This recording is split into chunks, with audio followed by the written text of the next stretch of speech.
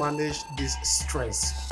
Because you help people to manage stress, and I think it is important if you could spend some time there helping us to understand. I don't believe there's only one answer. I like to use a coin, and I say there are two sides to a coin. So remember, there are two ways of looking at things. And the alternative way, I want you to be positive. I want you to be, what's the opposite of this? Without being too, I don't know, airy-fairy about it, but what's the opposite of this? A good summary, actually, Obehi. That's brilliant, because you've taken the situation of what happens with animals. Animals don't need to use their very smart big brain to work out things. We spend too much time in our own heads, and our logic, as good as it is, because it's helped us to become top of the food chain, create all kinds of inventions, but our logic can be our downfall.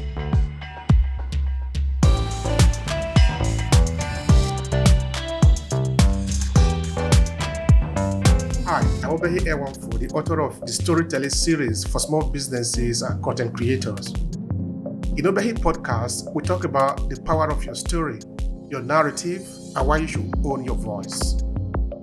Whether you are a small business owner, a content entrepreneur, or you simply want to build your influence, storytelling is probably going to be your best instrument to connect with your audience. So join the awakened few who are owning their voices. Now let's get started with today's episode.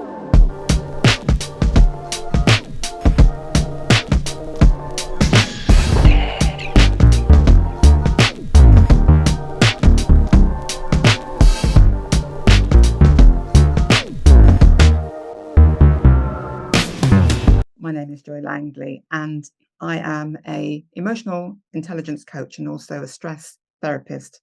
I deal with stress management. I've been doing that for a good 15 plus years in the UK. And I've just started working with more business owners and using all those skills to help them to build their mental strength, because business is difficult. It's stressful. Is it really stressful? Why are many people getting into business? What is really enticing people into business if it is stressful? Help me understand that. But since you said business is stressful, I wanted you to sort of expand on that a bit. Okay, no worries. I mean, I work for myself. I've been doing that for a good, 15 plus years.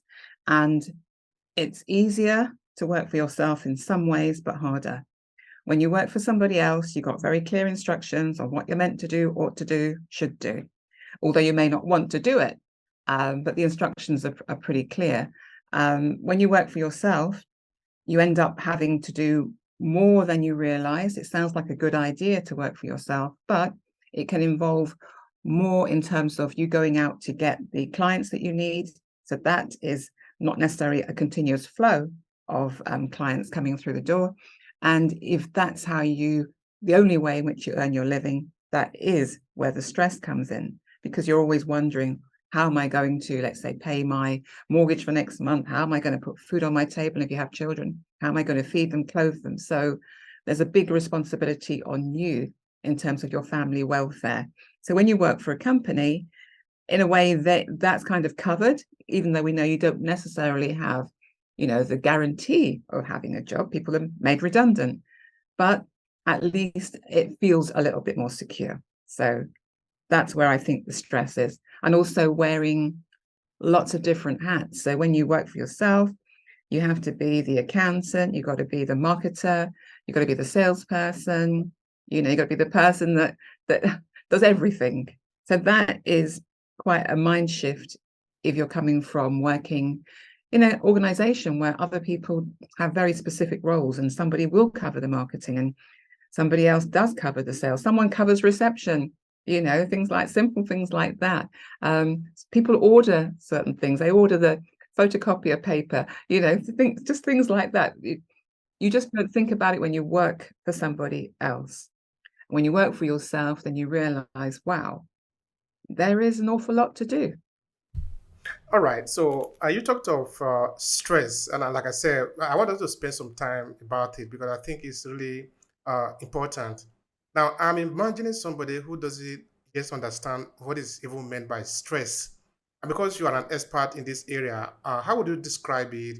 What does it mean, stress? I think stress means different things to different people, Obehi, and there's so much information out there in the world. So everyone's got their own interpretation on it. But for me, it's the excessive pressure that you feel in a sort of a mental and emotional way. We all know what it's like to feel happy and carefree, not a care in the world, and you feel bright and you feel, you're smiling. And we all know what it feels like to have a thought that you cannot get out of your head or a worry that you've got that's constantly churning over. So for me, it's a very simple connection between am I happy or am I unhappy? Now, how long that unhappiness lasts for and how long that pressure lasts for depends on whether you can solve things or not. So when it comes to problems, you can either see it as something which you cannot solve, and sometimes that might be the case. Things might be way out of your control. There are things that happened, in 2020 that the whole world was out of control. We didn't have control over the COVID virus, but what we did have control over was how we thought about it, how we then dealt with it, how we continued to run our businesses or work for other people, be with our family.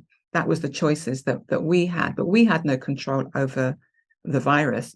But if we sat down and thought about it for a long time, and me and you, Obehi, made it our responsibility to fix it, it would have been difficult, and we would have been under a lot of pressure because we'd be worrying about ourselves, perhaps, being affected by it, worrying about our family.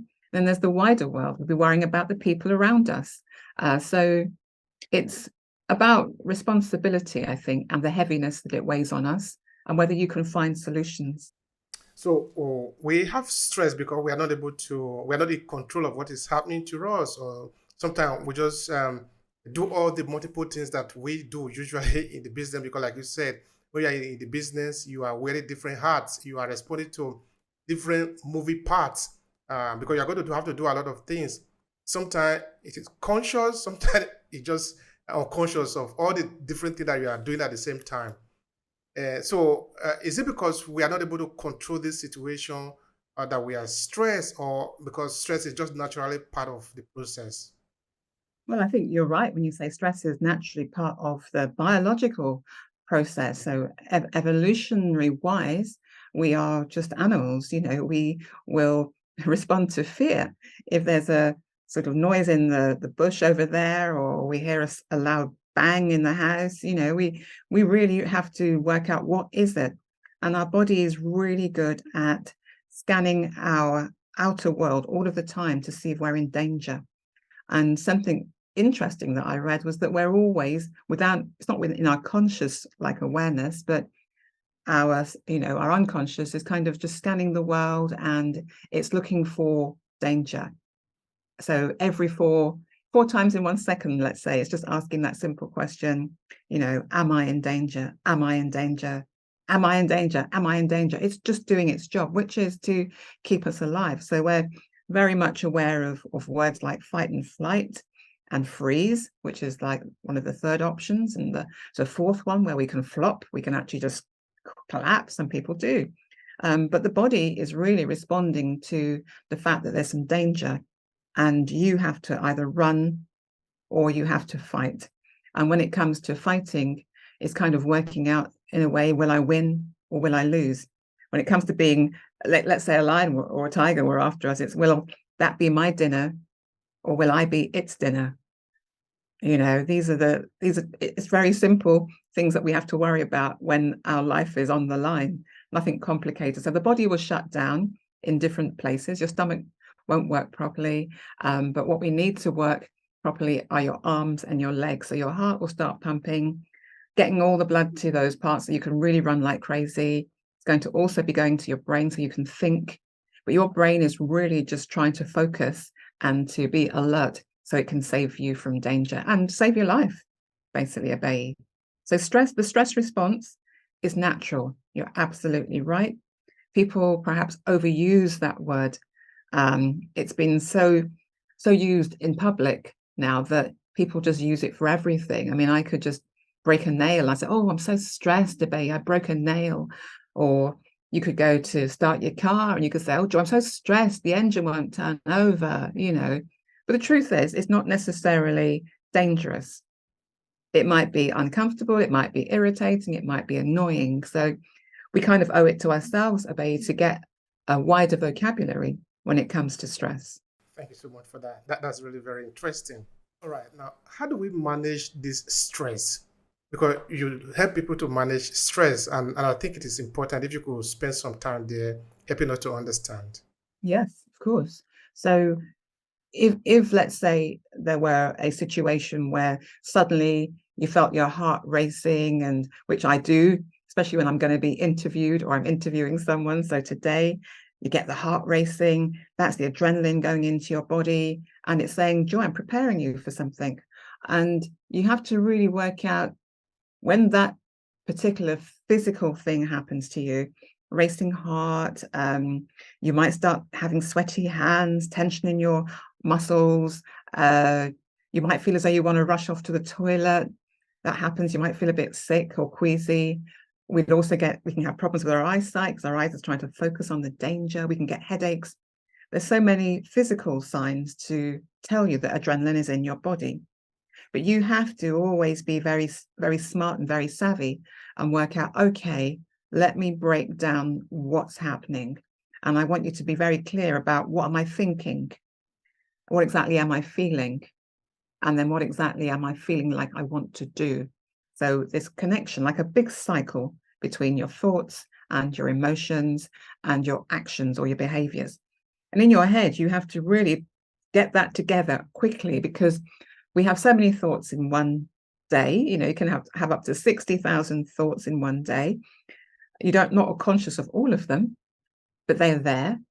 And therefore, you owe it to yourself to work out, is this thought that I'm having true, or is it false? Or the probability of this happening, how likely is it? So you're always weighing up the likelihood of this happening, whether this thought is true or not, to try and get you back to some kind of grounding. Once you've done that, you then have to try and have another thought. But the cycle is like paying attention to your thinking and paying attention to your emotions, because those two bits of you, they work together. Every thought will generate an emotion. Every emotion will generate a thought. So between those two things that are going on in our head, we can have a real tumble of thoughts over and over again before we then decide to do something, which is take some action. And that tends to be avoid doing something before we even get to that point, or escape. So escape is that kind of fight and flight thing just kicking in there. But we have to work out, what do I do next? And so that cycle will just keep going on. You'll then perhaps, hide or run, and then you'll have another thought, am I safe or not? I can still hear that noise, that lion over there roaring or something. Then you have another feeling, which is going to be more anxiety, or you might be just more worried. And that will then feed into another behavior. You might do something else. So you have to kind of work out, how can I stop this negative free fall that I'm going to, like a whirlwind, a tornado just going down and down. How can I stop that and turn it into something that's positive? And the easiest way to do it from a behavioral perspective is just to do something differently. So you can break your state, or you can just change that kind of feeling that you're locked into by just doing something different in that moment. Because then in that moment, if you do something differently, you will probably think something else, and then you'll feel something else.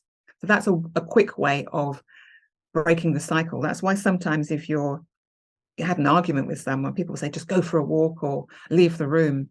Because as soon as you do that, hopefully you'll be thinking something else, instead of getting into that real tumble of feelings that can happen when we're in arguments with people. So break that cycle, different behavior, or break that cycle by trying to look at it a different way. And that's another great perspective, is just seeing things differently. I don't believe there's only one answer. I like to use a coin, and I say there are two sides to a coin. So remember, there are two ways of looking at things. And the alternative way, I want you to be positive. I want you to be, what's the opposite of this? Without being too, I don't know, airy-fairy about it, but what's the opposite of this? Because that thought will help you then to have a different feeling, which then, having a different feeling, you'll generate a different action. Because we're looking out for anxiety here, Obehi, very, very powerful emotion. And if anxiety is around for longer than it needs to be, days, weeks, we're beginning to fall into a depression, which again is another clear indication that there's something wrong in your life that needs to be solved. So I hope that answers it for you. He answered it. He answered it perfectly well. In fact, as you were talking, I was just like reflecting um, about how fast it will take us to be able to calculate all those information and then take action. As we were talking of the lion roaring, I was imagining as if I was almost seeing it. No, a couple of years ago, I was writing a book. In one of my books, I was talking about our subconscious, describing it as a kind of a database containing millions of years of evolution that sometimes we need to tap into to be able to respond to the situation that we might have in front of us. Then I was making an instance saying, looking at the savannah, for example, looking at an antelope that is about to drink water, only that between the water and the antelope, there is a lion somewhere there. So a scene is about to take place. Now, the antelope is going to think, and you are not going to have a lot of hours or minutes to think. You're going to think and make all the calculation in a fraction of a second. And you're going to have to decide whether you're going to get the water or you're going to run away to where you're coming from. Well, based on what are the bases upon which you're going to base your evidence? Based on the database that you have, you're able to tap into because your ancestors have done this before. You know where you're coming from, you know the history. Of course, you can also experiment like going to take the water while the lion is dead, so that you might not be able to live to tell the story. So I'm sort of wondering uh, about this ability to be able to calculate, take action, and be sure that the action we are taking is right for us. Otherwise, we will not live. Yes, So I don't know what you have to say about that. that's a good summary, actually, Obehi. That's brilliant because you've taken the situation of what happens with animals. Animals don't need to use their very smart big brain to work out things. We spend too much time in our own heads, and our logic, as good as it is, because it's helped us to become top of the food chain, create all kinds of inventions, but our logic can be our downfall, because we overthink things. So the purpose of this automatic response, as you said, an animal's not going to sit there and think, that lion, how far away is it? Do I have time for a little sip of water? It's not going to be thinking like that. Like I said, the body and an animal's body is just designed for survival. So nothing matters in that moment apart from survival. And that means that's why we get very alert. The alertness is so that we can run. And there are obviously stories of people becoming superhuman. They can lift things, they can run faster than they've ever run in their whole life, because of the urgency of the situation. So adrenaline is a powerful, powerful hormone that does its job, which is save your life. Now, once you've run away, you can calm down and you can get back to breathing normally. And then you can use your big brain to think at the front, prefrontal cortex, executive center, as they like to call it, all kinds of words. But it's your brain. You can use that to work out, right, what can I do next? Well, what you wouldn't do, and I hope that me and you wouldn't do that, Obehi, is look at that lion and have a conversation. Do you think it's had its breakfast, Obehi? I don't know, Joy. Oh, its teeth. Do you think it's cleaned its teeth this morning? I mean, those are the kind of conversations which, of course, the logical brain could ask, but we'd be dead. So between me and you, I don't know who's going to run the fastest. I think I might outrun you, Obehi. You might be shocked. I might outrun you. But I'm just going to respond like in that moment, click. That's it. I'm going to respond. And that's it. Then we'll talk about it afterwards, whether that was a good idea or a bad idea. So in life, we're having to weigh up the fact that this innate response is being triggered all the time now, more often than it ever was. In the past, I think all we ever really had to worry about was food. Where are we going to get this food from? Nowadays, with the modern worries that we have, we got silly things like, ooh, did someone like my post on Facebook or on LinkedIn? Or, oh my goodness me, I'm going to be late to get down to see my friends. My car's broken down. Or, oh my goodness me, I've got to go and see my boss for a talk. It's going to be so. These modern day events, they're all feeling very serious and very life-threatening.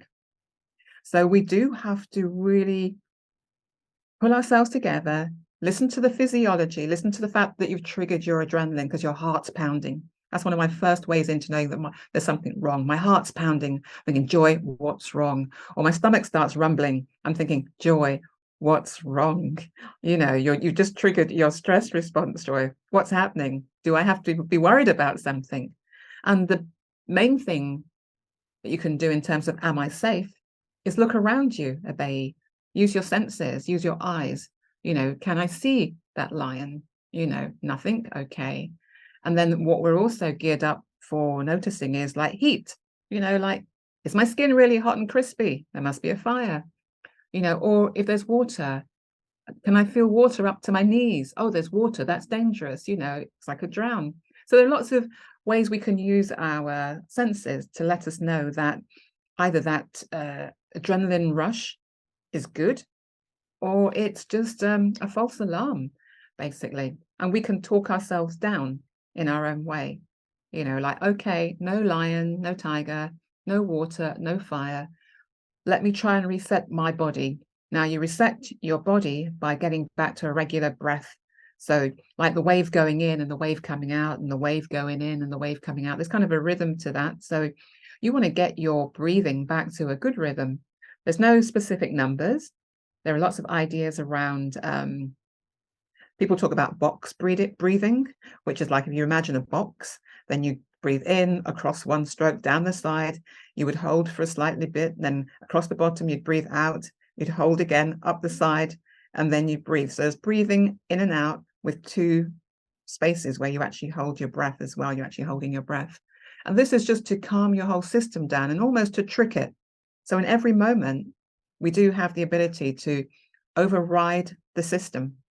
And overriding the system is simple because we've been given this breath. God's given us breath. We can breathe.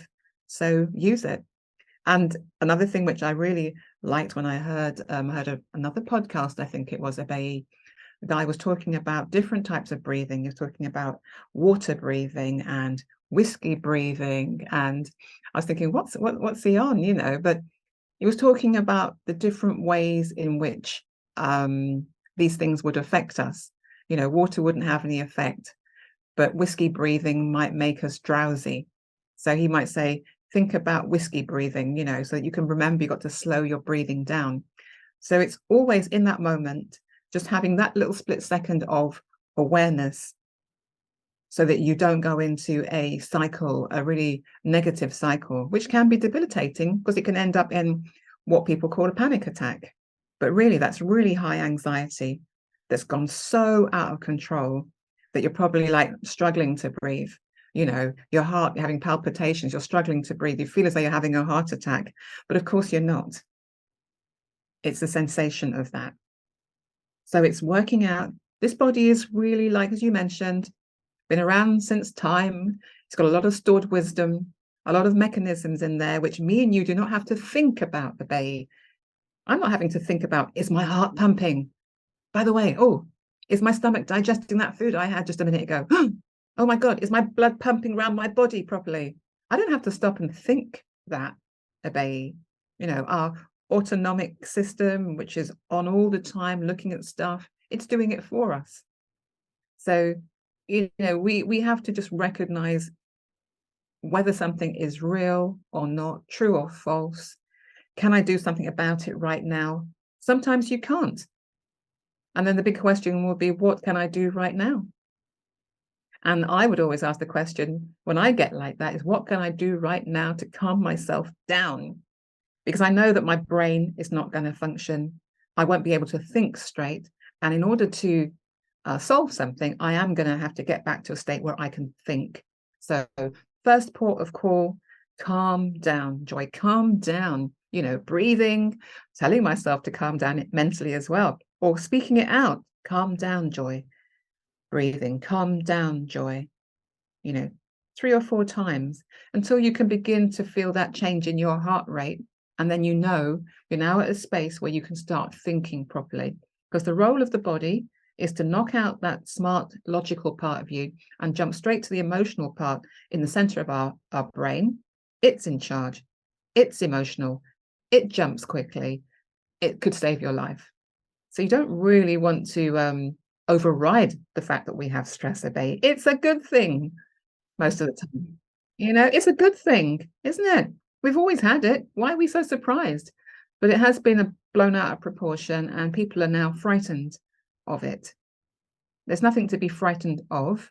It's normal, just like breathing is normal. Your body is doing its job. It's trying to alert you to danger. It's a very big signal. You either pay attention or you don't, and you weigh up the risks as to whether this is a dangerous situation or not. So going to see your boss is not a dangerous situation. Joy, breaking your nail is not a dangerous situation. Obehi, your car breaking down is not a dangerous situation, depending on where it breaks down, of course, Obehi. So you have to weigh up the risks and calm down. So we need a bit of not just a bit, a lot of knowledge. Of course, like I said before, this knowledge, they are actually at our fingertip. Only that sometimes we don't know how to tap into it sometimes. Okay, we do have the natural mechanism. The body is set up. Even if you were blind, you cannot see. If there is danger threatening your life, maybe in terms of water or fire, you will know. You don't need to open your eyes to know that there is fire burning. Because the body, we are product of millions of years of evolution. We know when there is danger. The body know, and it will tell you what to do, and you will just do it. Have you ever had the situation, Obehi, where you haven't realized there was something happening, but suddenly the hairs on the back of your arm, they just sort of, you can feel them almost moving, tingling, or you get a shiver. You get a shiver down your arm or down your spine. You think, and you look around the room and you think, what's happening? And invariably that extra sense is actually kicked in because there is something happening. I've done that a few times. I've just got a sense of something, or someone could walk in the room, someone that and they might be standing behind you, but you haven't seen them, but you felt them. So we've got our own little, if we were to draw a big circle around us, we've got this space around us. Our body doesn't just stop at the skin. It extends beyond our body. So that's another kind of conversation, which I'm not an expert on, but the body extends beyond that. You've got the aura going on. You've got that energy going beyond your skin. There's scientific experiments to show auras and the color of your aura. And so we can sense almost, like a good sensor. We can just sense there's something behind me. There's something going on. There's something going on. But you quickly just look around the room, very quickly, very quick look. You think, okay, wasn't. Sometimes you look and there is someone behind you. Your partner's crept up behind you, or your kids crept up behind you trying to play a trick on you, or the dog walked in the room, or whatever it might be, because you sensed that there was something else around. But you said something really very interesting there, no? That some of these mechanisms, they trigger automatically, no? But it is up to you to evaluate, to see whether this is actually a good thing or a bad thing. Because I think our subconscious is not able to figure out whether it is good or bad for you. It just tell you this is what it is. Then it's up to you. Because the lion is there. You can go to play with the lion if you want. Then you will become part of natural experiment. Or you can run. Then you will live and tell what you have seen. But your system, your millions of years of evolution have triggered that there is something.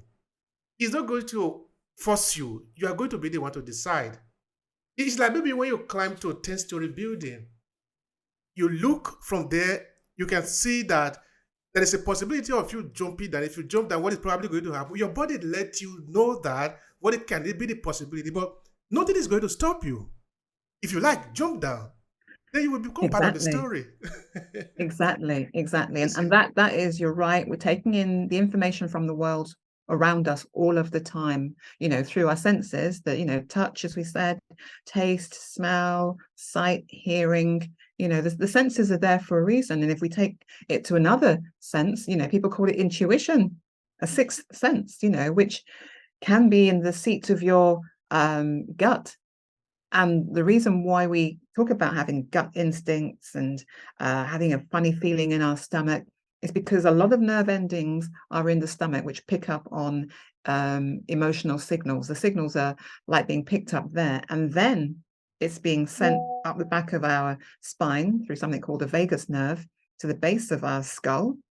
And that is then connecting with the brain. And the brain, you're right, is interpreting whether this is good or bad, or in my life experience, whenever I've, gone to this shop, it's been a safe place to be. Or the last time I went to a shop and I saw broken glass, something dangerous had happened. I better be aware of this. The emotion is a natural, like a signal from the body. The interpretation, you're right, that's down to us. And that's down to all of our life experiences coming into play, like going into, as you said, that big filing cabinet, or, that big room in the basement with all the files about us, and just seeing, okay, on the last 3 times that I encountered this happened. Oh, that was fine, nothing happened. Or the last time I encountered this, it can be one incident and it's been filed under D for dangerous. So that's why sometimes phobias can be set up very, very quickly, because your body says, I have to log this under dangerous forever. Dogs are dangerous. I got bitten when I was 3. And you grow up fearing dogs. You might not always have someone to tell you, oh, that's because you got bitten by a dog, Joy. But I just know I've got an innate fear of dogs. Not personally, because I like dogs, actually, but people could have a fear of dogs. Other things which are kind of irrational, but rational fears of spiders. Spiders move very quickly, even though they're small, and spiders can be dangerous if you get the wrong spider. But spiders in and of themselves, they're tiny. My mum would say to me, Joy, that spider is smaller than you. You are gigantic compared to it. And so that way I would be able to kill it. But if you're a Buddhist, of course, you're not meant to kill other animals. But my mum encouraged me not to run scared from it, because I go, oh my God, spider, mum, spider. She said, Joy, you are bigger than that spider. The spider is tiny. So she's almost like reframing it for me. And we talk about cognitive behavioral therapy, but what she did was give me another thought, an alternative thought, which is, oh my God, a spider, mum, it's going to harm me. She said, well, that spider's bigger than you, Joy. I think you're going to cause it more harm than it will you. And in fact, it's probably more frightened of you than you are of it. So Thank you for good that. thinking, good thinking. All right, because of time sake, would I have other things I could have asked you, but yeah, I know this is where we're going to end it. In few seconds, what will be your final message? In few seconds. My final message to everyone is that uh, not to be frightened of your feelings. I know that when it comes to emotional intelligence, it's about going on this journey of learning more about yourself, understanding what makes you tick, why you are the way that you are. Because when you meet other people, they'll have their own stuff going on, their own life experiences going on. So people are going to be different to us in terms of their experiences. So we'll encounter what I would call a bit of friction, a bit of conflict, because they're not like you. So that's where we have to learn to compromise, and we have to learn to just have better relationships. So for me, this whole thing about understanding yourself is really important, but understanding the stress response, which is a stress response, like me turning on the light in a room and turning it off. Learn that it gets switched on by itself, as you said, Obehi, automatically, but you also have the power to turn it off. And that is, if you look at this T cycle, this thoughts, emotions, and action cycle. The big circle, draw that in front of you and work out, what am I thinking right now? If you enjoy this podcast, please subscribe so you never miss any of our future episodes. Rate and review Obehi Podcast and share with your friends who might need it. Thank you so much for listening, and talk to you in the next episode.